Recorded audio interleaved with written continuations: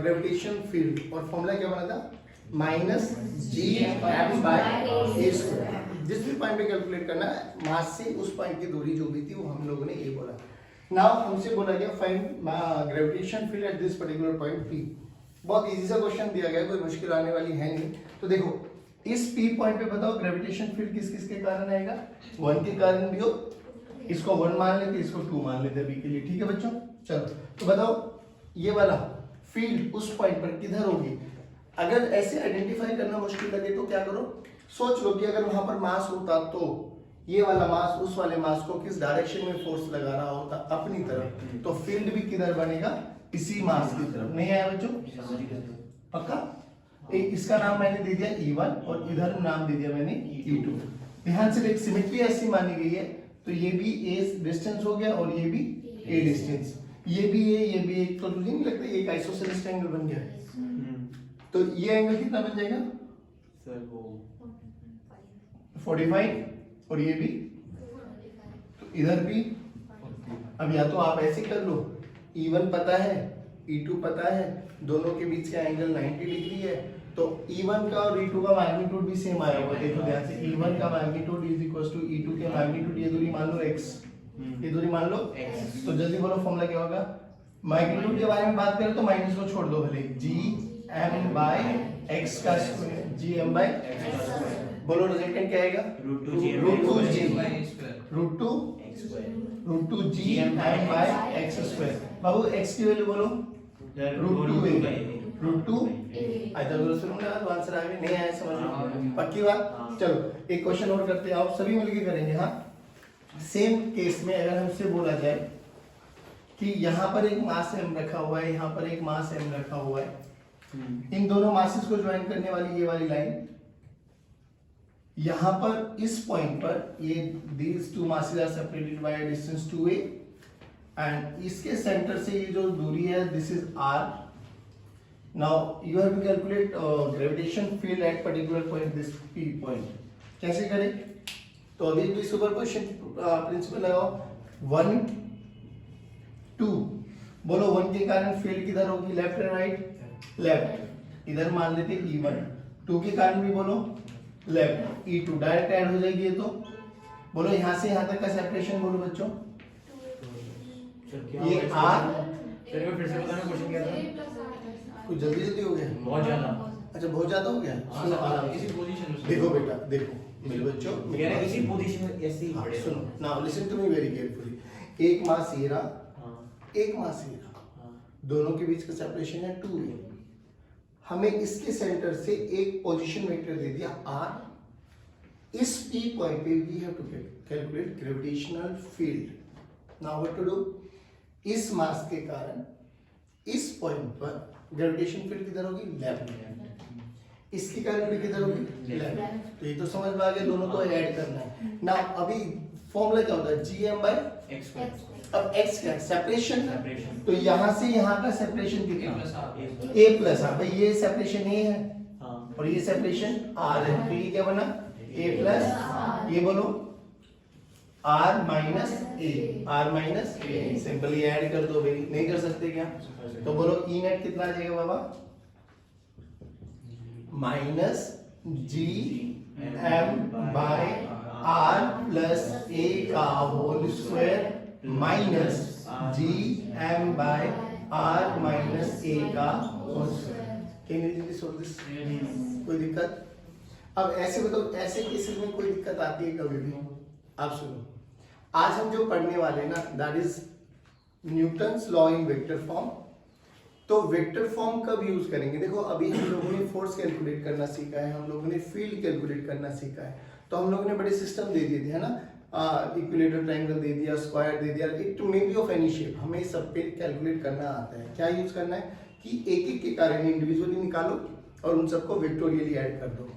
But सोचिए देखो कभी भी अगर हमारे पास जो भी हम लोगों ने भी शेप देखी थी वो सारी की सारी प्लेनर शेप थी, मतलब 2 डायमेंशनल, ट्रायंगल हो गया, स्क्वायर हो गया, है ना।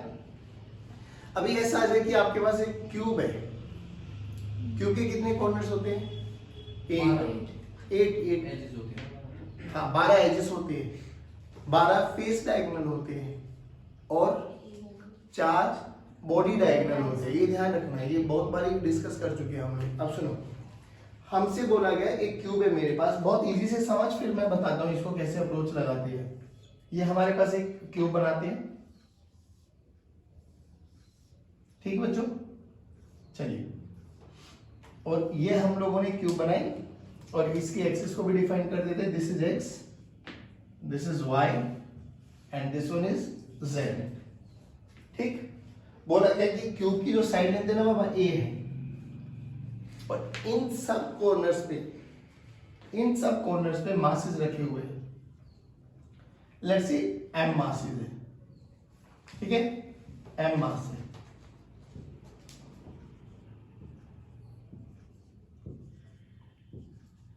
सही, इनका नाम भी दे देते हैं ना, ये बोलो 1 2 3 4 5 6 7 8, ठीक है ना। अब हमसे पूछा जाए कि find out force on 6th by 3rd particle, इस वाले पार्टिकल पे ये कितना फोर्स निकाल लगाएगा, हमें वो कैलकुलेट करना है। इस वाले पार्टिकल पे ये कितना फोर्स लगाएगा वो भी पूछा जा सकता है। यानी आप देखो ध्यान से, कोई भी दो पेयर बना सकते हो, वट एवर यू वॉन्ट, 1 2 पे 2, 3 पे 3, 9 8 पे 8, 7 पे 7, 5 पे 7, 4 पे 4, 3 पे कुछ भी, इट में भी आएंगे, नहीं आया समझ में। बट तुझे नहीं लगता अब यहाँ पे ये 3 कहाँ पर है, 5 कहाँ पर है, 6 कहाँ पर है, इनके बीच का सेपरेशन कैलकुलेट करना तेरे लिए थोड़ा सा ट्विस्ट लगने वाला है। नाउ इन क्वेश्चंस को अप्रोच करने के लिए whenever you are dealing with 3D body, 3 dimensional bodies के बारे में बात करो, तो simply you have to use Newton's law in vector form. और Newton's law in vector form लिखना सिखा देता हूँ, फिर आप अपने आप ही इसका आंसर बता देंगे, ठीक है। देखो क्या होता है भाई, मेरे पास है ना ये मेरे पास एक कार्टेशियन सिस्टम है, मैंने अपनी एक्सिस को डिफाइन कर लिया, let us suppose this is X and this is Y, जैसे इस क्वेश्चन में मैंने डिफाइन किया हुआ है, और इसको मैं ओरिजिन मान लूं अभी के लिए, है ना, 0,0। तो यहाँ पर ये मेरा ओरिजिन आ गया 0,0,0। अब मुझे बोला गया कि देयर आर 2 मासेस जो एक्स और वाई प्लेन में रखे हुए, देयर आर 2 मासेस जो कहां पर रखे हुए बेटा, एक्स एंड वाई प्लेन में, ये मासेस दे दिए गए। अब ये ओरिजिन से कहां पर रखे हुए हैं, उनको बोलते हैं पोजीशन वेक्टर। तो इनके पोजीशन वेक्टर भी दे दिए गए, this is r1 vector and this is r2 vector. बोलो r1 वेक्टर और r2 वेक्टर क्या बेटा, position vector of m1 m2 from origin, ठीक। लेकिन अब मुझे बताओ, m1 m2 पे फोर्स लगाएगा, m2 m1 पे फोर्स लगाएगा, किधर लगाएगा, हमेशा लाइन ज्वाइंट में मासेस लगाएगा सर। यानी मुझे तो ये वाला अगर मैं निकालना चाहता हूं m1 पे, तो याद करो क्या बताया था, जिस पर भी फोर्स निकालना चाहते हो पोजीशन वेक्टर का हेड उस पॉइंट की तरफ होना चाहिए। बोलो किस पे निकालना चाहते हो, 1 पे या 2 पे? 2 पे निकालना चाहते हैं, 2 पे निकालेंगे तो कौन लगाएगा, 1। तो इधर यहां से पोजीशन वेक्टर ड्रॉ कर दो, लेट्स से ये आपके पास r वेक्टर बना। अब सिंपली बताओ मुझे क्या चाहिए, r1 वेक्टर चाहिए, r2 वेक्टर चाहिए या r वेक्टर चाहिए? मुझे तो r वेक्टर चाहिए सर, रियलिटी में तो ये तो इनके बीच का सेपरेशन है। Now what to do, how to calculate r vector in terms of r1 and r2? उसके लिए ध्यान से याद करो, आप लोगों ने एक ऐसी ट्रायंगल लॉ पढ़ा था, याद है कुछ? ये a वेक्टर था, ये b वेक्टर था, तो इसको क्या लिखा था आप लोगों ने, r वेक्टर। सिंपल समझ, दिस इज a वेक्टर, जहां a वेक्टर खत्म हो रहा है दूसरे वेक्टर की वहीं स्टार्टिंग है, this is b vector and this is r vector, है ना। तो मैं क्या लिख सकता हूं, ट्रायंगल लॉ लगा के r1 vector plus r vector, this is equals to r2 vector. मुझे क्या चाहिए बाबा, तो r वेक्टर को बोलो क्या लिखेंगे हम, r2 vector minus r1 vector. Basically r vector को ही हम लोग डिस्प्लेसमेंट वेक्टर भी बोलते हैं, क्या बोलते हैं बाबा, नहीं आया समझ में?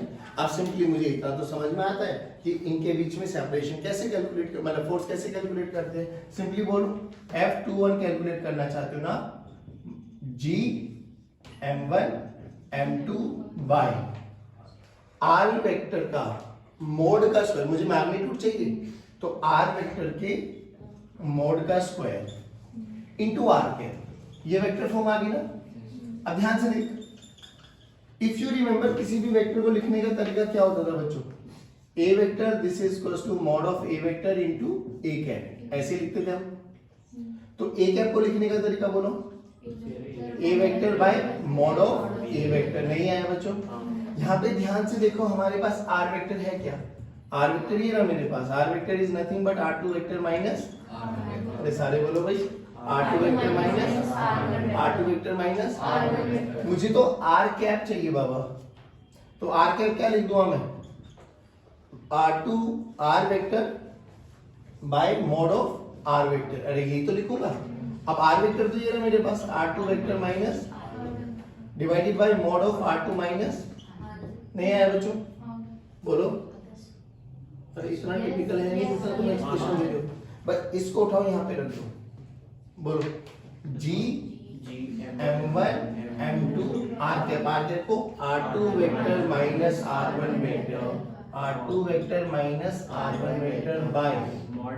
अब देखो मॉड r क्या होता है? r2 minus r1। एक तो ये r2 माइनस r1 का स्क्वायर हो जाएगा, एक r2 माइनस r1 इसका आ जाएगा, तो नीचे क्या हो जाएगा? क्यूब। क्या हो जाएगा बाबा? क्यूब। तो r2 vector minus r1 vector का क्यूब। ठीक। अब मुझे सिंपली एक बात बताओ, अगर मेरे पास a वेक्टर गिवन है बच्चों 2i cap plus 3j cap, simply एक वेक्टर गिवन है मेरे पास, चलो k कैप भी लिख लेते हैं। हाँ, पहले बताओ क्या इसका मोड कैलकुलेट करना आता है? कैसे निकालेंगे? अंडर रूट ऑफ 2 का स्क्वायर प्लस 3 का स्क्वायर प्लस 1 का स्क्वायर, जो भी आएगा आंसर आ गया। अब simple, now listen to me very carefully. B vector दे दिया i plus j plus k,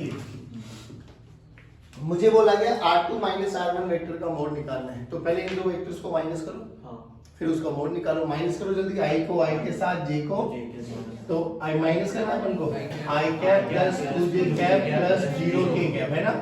क्या इसका मोड निकालना आता है?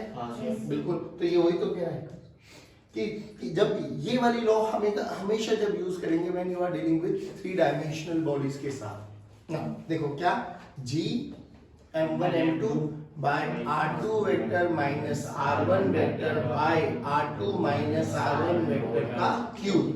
अब सर ये कैसे किया जाए?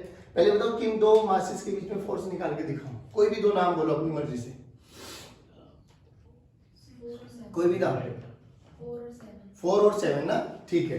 एक 4 हमारे पास ये रहा बच्चों और 7 हमारे पास ये रहा, ठीक। तो 4 ने 7 पे निकालना है या 7 ने 4 पे निकालना है ना, आंसर में कोई वेरिएशन नहीं आएगा, डायरेक्शन चेंज हो जाएगी बस। तो रियलिटी में हमें चाहिए ये वाला पोजीशन वेक्टर, है ना? ठीक है ना? अब ना कैसे कैलकुलेट करें? सिंपली बात बताओ, क्या इस 4 के कोऑर्डिनेट्स लिख सकते हो? बिल्कुल लिख सकते हैं सर। ये 0,0,0 है, इसके कोऑर्डिनेट्स बोलो 0,a,0, क्योंकि y एक्सिस में है बाबा बस ये, तो इसके कोऑर्डिनेट्स क्या आ गए बच्चों? 0,a,0। क्या 7 के कोऑर्डिनेट्स भी लिख सकते हैं? हाँ, देखो यहां से चलेंगे x में, फिर चलेंगे z में, y में चलने की कोई जरूरत नहीं। तो इसके कोऑर्डिनेट्स क्या होंगे बेटा? a,0,a। पहले ये बताइए आया नहीं आया? बोलो भाई, पक्की बात। अब मुझे क्या करना है? ये मेरे पास क्या बन गया इसका?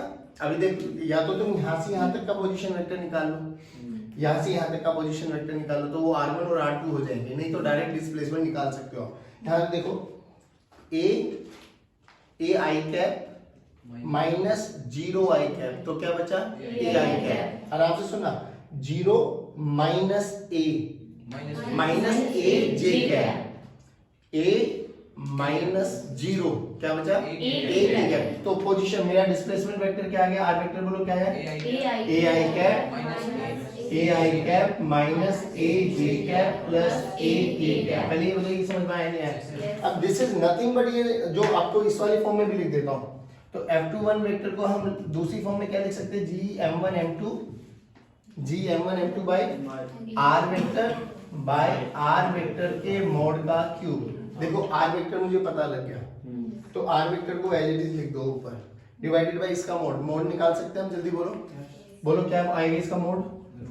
अंडर रूट ऑफ a का स्क्वायर प्लस a का स्क्वायर प्लस a का स्क्वायर, बोले तो √3। परफेक्ट बच्चों, चलिए अब फॉर्मूला लगाओ, f on 7/4, ठीक, g m into m, m square into r vector को ये रख दो बाबा, ए आई कैप माइनस ए जे कैप प्लस ए के कैप डिवाइडेड बाय √3a का क्यूब, √3a का क्यूब। और ज्यादा अच्छा स्पेसिफिक करना है तो नेगेटिव, नेगेटिव का मतलब समझ में आ गया, इट्स अट्रैक्टिव इन नेचर। को नहीं आया समझ में, दैट्स इट। अब कोई भी फोर्स बोलूं, कोई भी फोर्स कैलकुलेट इजीली कैलकुलेट कर सकता है। अब जो तुम्हें दिक्कतें आएंगी ना वो मैं बता देता हूँ। बहुत बच्चों को दिक्कतें आती है कि इनके कोऑर्डिनेट्स ही नहीं लिखे जाते। कोऑर्डिनेट्स लिखना मैं सिखा देता हूँ, बाकी कुछ भी परेशानी होने की आवश्यकता नहीं है। देखो सिंपली क्या करना, अगर आप ऐसे चल रहे हो, ओरिजिन से चलेंगे, कोई भी पॉइंट पे जाना है, तो अगर आप सिंपली सीधा चल रहे हो तो समझ लेना आप एक्स एक्सिस में ट्रेवल कर रहे हो। आप अगर वर्टिकल में चले तो आपको ऐसा चलना पड़ेगा, और जेड एक्सिस में चले तो आपको ऐसा चलना पड़ेगा, है ना। इन तीनों के तो यूज करेंगे। अब ध्यान से देख, इस वाले कोऑर्डिनेट्स के देखो कैसे लिखेंगे। यहां से चलना, ओरिजिन ये है मेरे पास, now this is my reference point. यहां से चले यहां तक पहुंचना, तो सीधा किस में चलेंगे, तो y भी 0, यहां पर आओ, यहां से चलना यहां पर आना है, तो किधर चले, x में एंड देन y में, तो a, a, 0, यहां पर आओ, x में भी चले, y में भी चले, z में भी चले, तो बोलो a, a, इधर आ जाओ। यहां से चले y में, यहां से चले z में, तो x में 0, तो 0, a, इस पे आ जाओ जल्दी। सीधा ऐसे चले, z में चले, 0, 0, a, नहीं आया समझ में। अब सोच के देख, वर्बली बोलेंगे। अब इसके कोऑर्डिनेट्स बोलो, कोऑर्डिनेट्स बोलो इसके। Very good, a, a, 0। इसके कोऑर्डिनेट्स बोलो 0, 0, a। अब सोच, अगर आप बोलो find out force on 3/8, force on 3/8, तो ये फाइनल हुआ, ये इनिशियल हुआ, तो a minus 0 a I cap, a minus 0 a J cap, 0 minus a के कैप। क्या फोर्स निकाल सकते हैं? अब इनका डिस्प्लेसमेंट वेक्टर पता लग गया। अब इधर बोलो 8 और 7 के बीच में निकाल दे, चलो 8 और 7 के बीच में जल्दी बोलो, 7 पे निकालना है, तो a minus 0, 0 minus 0, 0, a minus a, 0, तो खाली क्या बचा, a आई कैप। फॉर्मूला बोल दो जल्दी, gm² a I cap by a vector के मोड का, a का a आएगा, a क्यूब नहीं आया। मैं कह रहा हूँ किसी पे भी 2 पॉइंट से मैं पूछूंगा, नहीं निकाल सकते आप, बस मुझे कोऑर्डिनेट्स पता आने चाहिए, उनका डिस्प्लेसमेंट वेक्टर लिखना आना चाहिए। नहीं आया समझ में, प्लीज मेक अ नोट, और इसको हेडिंग डाल लेना, gravitation law in vector form. Vector form, या ऐसे दूसरे शब्दों में ऐसे भी बोला जाता है, gravitation form in terms of position vector. R2 and R1 क्या बाबा, position vector. Please make a note, hurry up. Gravitation law in vector form हमारा हो गया। अब तुम्हें ना 2-3 चीजें और सिखाता हूँ, वो देखो। देखो हमें कैलकुलेट करना है, अच्छा फील्ड कैलकुलेट कर लो या फोर्स कैलकुलेट कर लो, दोनों का तरीका सेम है। फोर्स कैलकुलेट करेंगे तो डिवाइडेड बाय m कर देंगे, फील्ड आ जाएगा। फील्ड कैलकुलेट करेंगे तो इनटू m कर देंगे, फोर्स आ जाएगा। बताओ क्या निकालना सिखाओ, फील्ड निकाल दे, फोर्स में दोनों तरीके बता देता हूँ, चॉइस इज योर्स। हमसे बोला गया एक रिंग है, ठीक है बाबा, एक यूनिफॉर्मली डिस्ट्रीब्यूटेड मास है, मतलब रिंग है, उसका मास m है और रेडियस r है, ठीक। इसके सेंटर से जो ये लाइन पास होती है ना बच्चों, इसको बोलते हैं एक्सिस ऑफ द रिंग। क्या बोलते हैं? एक्सिस ऑफ द रिंग, ठीक है, this is axis of the ring. और यहां से x दूरी पर फील्ड कैलकुलेट करना चाहते हो तो पॉइंट मान लो, और फोर्स निकालना चाहते हो तो मास मान लो, मर्जी आपके, जैसा आपको अच्छा लगे। हमसे बोला गया find gravitational field at this particular point. अभी एक चीज समझ में आया, किसी के पास कड़ा पहने हुआ है क्या? हाँ प्लीज पास करना। देखो थोड़ा एनालाइज करने की कोशिश करना आप लोग कि रियलिटी में क्या हो रहा है। ये हमारे पास एक रिंग है, ठीक है बच्चों, और इस रिंग के बिल्कुल ये क्या है, एक्सिस है। इस जो ये मार्कर का टिप है ना, मार्कर का टिप, ये वाला पॉइंट, अज्यूम करो कि इस पॉइंट पे we have to calculate field. बस मुझे इतना बताओ थोड़ा लॉजिकल सेंस लगा के, यहां से इसकी periphery, this is periphery of the ring, इसकी पेरिफेरी से ये जो मार्कर की टिप है, क्या हर एक पॉइंट पेरिफेरी से सेम डिस्टेंस पे है? Sure?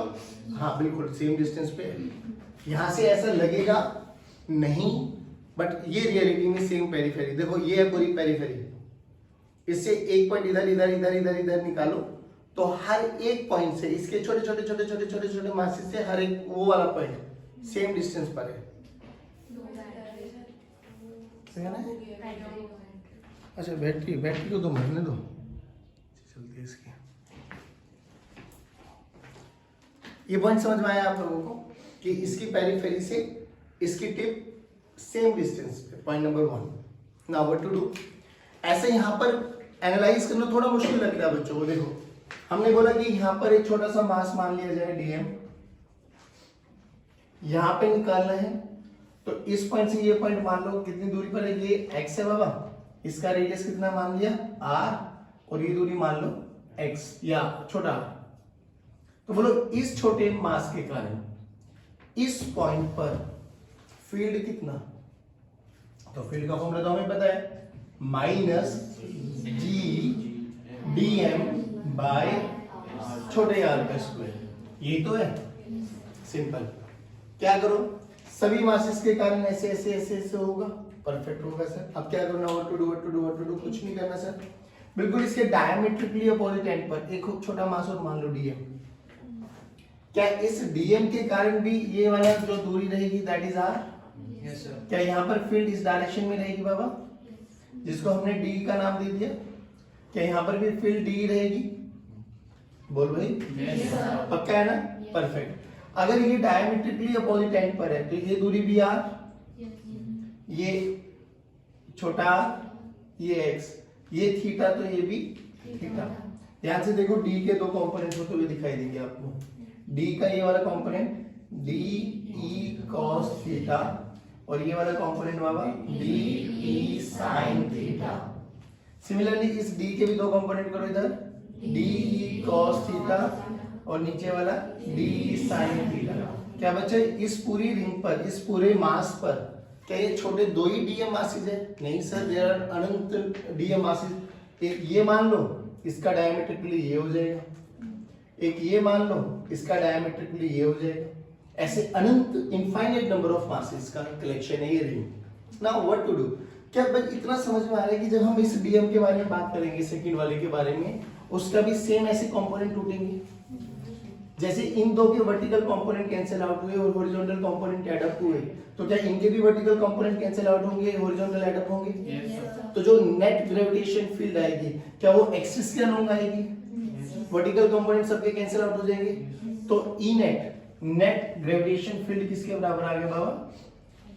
d cos theta plus d cos theta plus d cos theta plus d cos theta plus d cos theta, ऐसे बहुत सारे infinite number of d cos theta का समेशन होगा। या तो दूसरा तरीका क्या है, इंटीग्रेट। तो या तो आप ऐसे लिख दो summation of d cos theta, और या दूसरा मेथड क्या होगा, integration of d cos theta. Integration का मतलब ही क्या होता है, सम करना, परफेक्ट। d की वैल्यू देखो, दिस इज d की वैल्यू बोलो minus g dm by r square into cos theta. cos theta की वैल्यू क्या है, राइट एंगल ट्रायंगल से cos थीटा की वैल्यू निकाल सकते हैं, जल्दी बोलो cos थीटा क्या आ जाएगा, base by hypotenuse, base x by r। नहीं आया बाबा, पक्की बात है, ध्यान से रखो फॉर्मूले में, minus G D M by R square into X by R, perfect.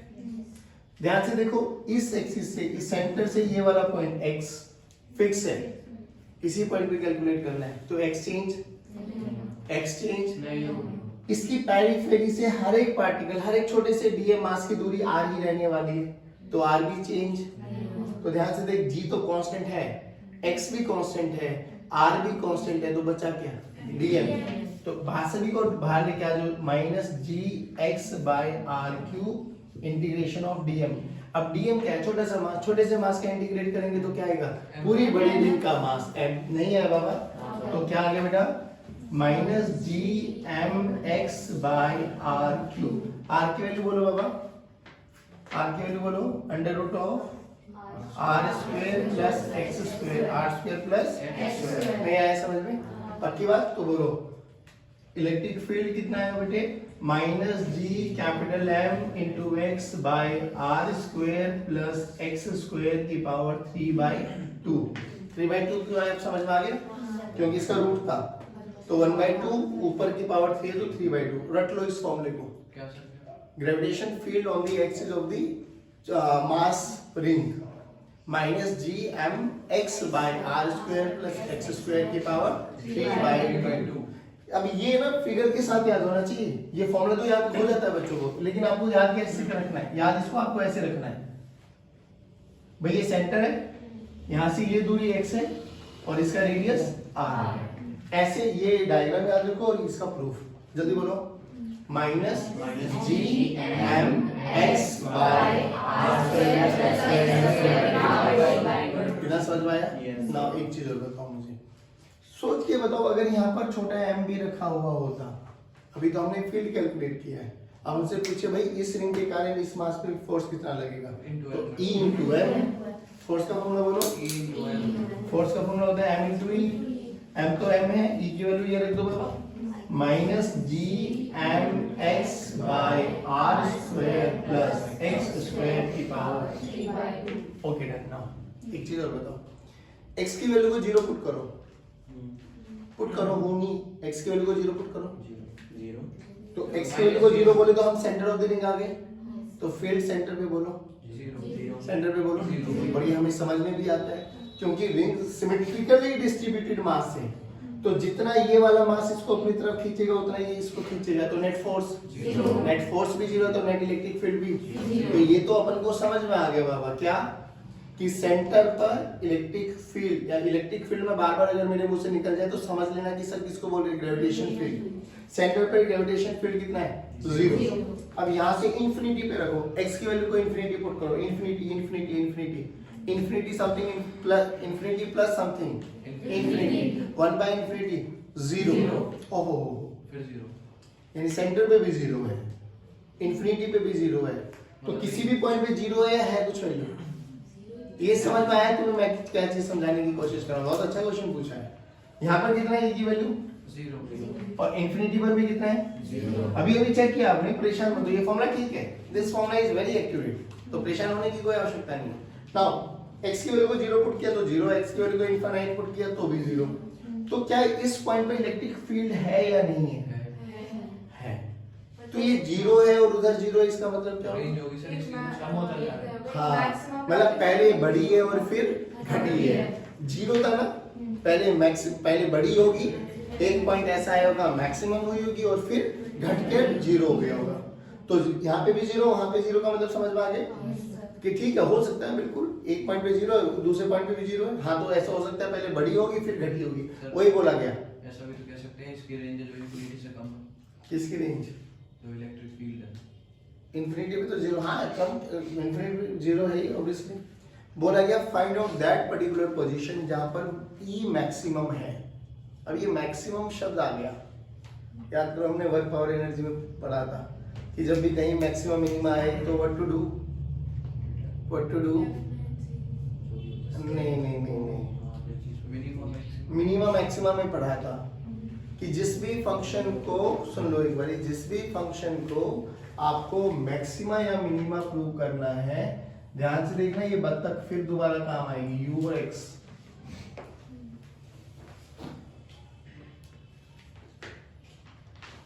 Force का फॉर्मूला बोलो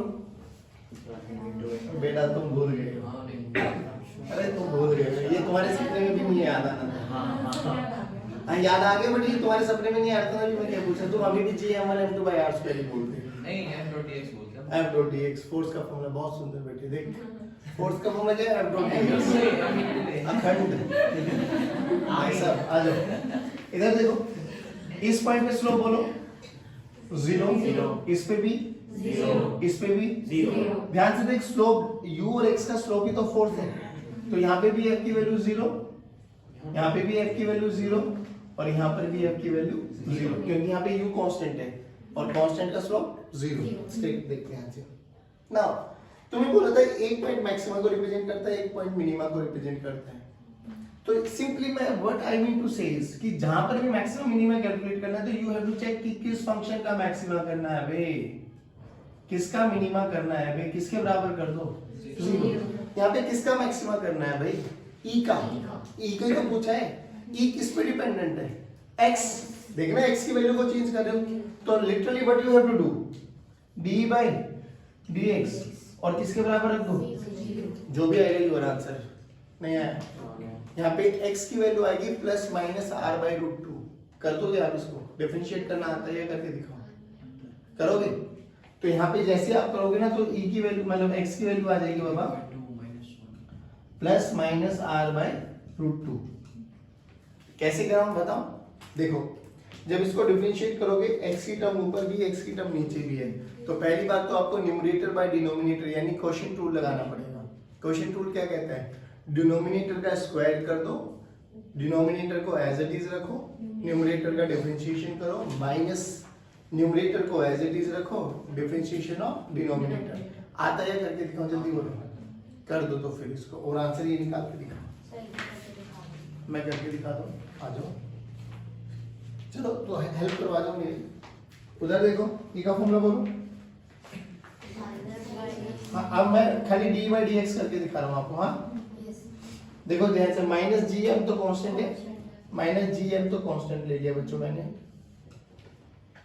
क्या बोला, नीचे वाले को डिनोमिनेटर बोलते हैं बाबू, ऊपर वाले को न्यूमरेटर बोलते हैं। तो न्यूमरेटर बचा x और नीचे बचा ये r square plus x square की पावर। ध्यान से देखो अगर तुम्हें बुरा ना लगे तो r square plus x square की पावर 3/2 का स्क्वायर करना है मुझे, है ना। डिनोमिनेटर ऐसे ये फॉर्मूला होता है बेटा, डिनोमिनेटर का square, denominator same, differentiation of numerator minus numerator same, differentiation of denominator, बस सिंपली।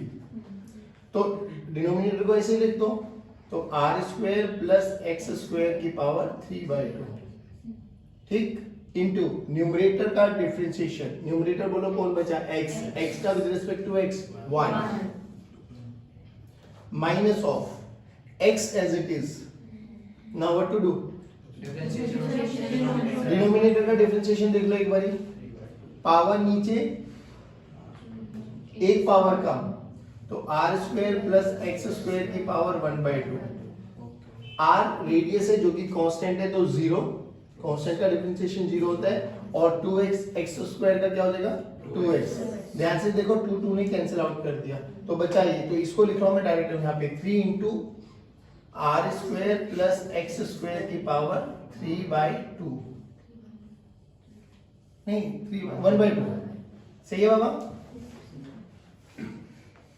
सही है ना।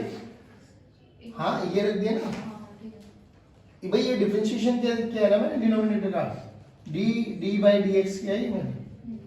अब बस इसको 0 के बराबर रख दो, तो देखो ये वाली टर्म खत्म, उधर जाके ये वाली टर्म खत्म, तो बचा के इधर r square plus x square. अब सुनो 3/2 को मैं क्या लिख रहा हूँ 1 into R square plus X square की पावर 1/2। पहले ये बताओ ये लिख सकता हूँ या नहीं, बेस ये में तो पावर, ये माइनस था उधर जाके क्या हो जाएगा प्लस, तो this is equal to 3 into X R square plus X square की पावर 1/2। देखो 1/2 ने 1/2 को मारा, तो यहाँ से क्या बचा बच्चों आर स्क्वायर प्लस इधर कौन बचा 3x। कुछ गड़बड़ हो गई है शायद। ये sir r square plus x square कहां से आया दूसरा वाला, क्या बाबू 3x into r square plus ये x भी तो आएगा भाई यहाँ पे, है ना, ये x स्क्वायर हो जाए। हाँ बोलो आप क्या कह रहे हैं, हाँ ये 3x स्क्वायर, तो r स्क्वायर की वैल्यू क्या होगी बच्चों 2x स्क्वायर, तो rx की वैल्यू क्या होगी plus minus r by root 2। बोलो जल्दी क्या दिक्कत आ रही है। देखो यहाँ तक तो कोई दिक्कत ही नहीं आएगी। डिनोमिनेटर क्या बाबू, डिनोमिनेटर देखो ना R square plus X square की पावर 3/2। तो इंटीग्रेशन डिफरेंशिएशन क्या करता है, जो भी पावर होते हैं उसको आगे ले आओ, 3/2 एक पावर कम कर दो, तो R square plus X square की पावर 3/2 माइनस 1, तो 1/2 बचा। अब आर का डिफरेंशिएशन देखो, आर तो रेडियस है, रेडियस कांस्टेंट है 0 प्लस 2x आ गया। अब इस पूरे फैक्टर को यहाँ उठा के रखो, तो यहाँ पर हम लोगों ने x जो था वो स्किप कर दिया था, तो x मल्टी देखो एक तो x था ही ना, और इसको मल्टीप्लाई करेंगे तो भी आएगा, तो ये आ गया एज इट इज। नहीं आया समझ में? पक्की बात। तो इसको सोल्व करके आ गए हमारे पास ये। अब अगर इसका एक ग्राफ प्लॉट करें, we are going to plot a graph of E versus X, E versus, तो कैसे किया जाए? ध्यान से देखो, ये नेगेटिव ई है बच्चों, है ना? तो नेगेटिव ई का ग्राफ कैसे बनेगा? इधर देखना आराम से। अगर मैं ई को इधर ऊपर ले रहा हूं तो नेगेटिव ई नीचे आ जाएगा। नहीं आया समझ? अरे बोल लो हाँ। और यहाँ पे कितनी है? 0। उधर भी कितनी होगी? 0। तो यहाँ से बढ़ेगा और फिर नहीं आया। डन। और ये हमें समझ में भी आता है। इस पॉइंट पर, इस एक्सिस के कारण यहाँ पे इलेक्ट्रिक फील्ड इस मतलब ग्रेविटेशन फील्ड इस डायरेक्शन में है। अगर यहाँ पर पॉइंट होता तो इस डायरेक्शन में होती। नहीं आया बाबू? पक्की बात है? श्योर? बोलो बस ऐसे। और ये वाली वैल्यू कितनी आ गई? x this is equals to r by √2। Same ऐसे ही ऊपर की तरफ जाएगा। ये वाली वैल्यू कितनी हो जाएगी? -r by. ये किसका ग्राफ है? e वर्सेस x का। आगे समझ? पक्का? Sure? Please make a note.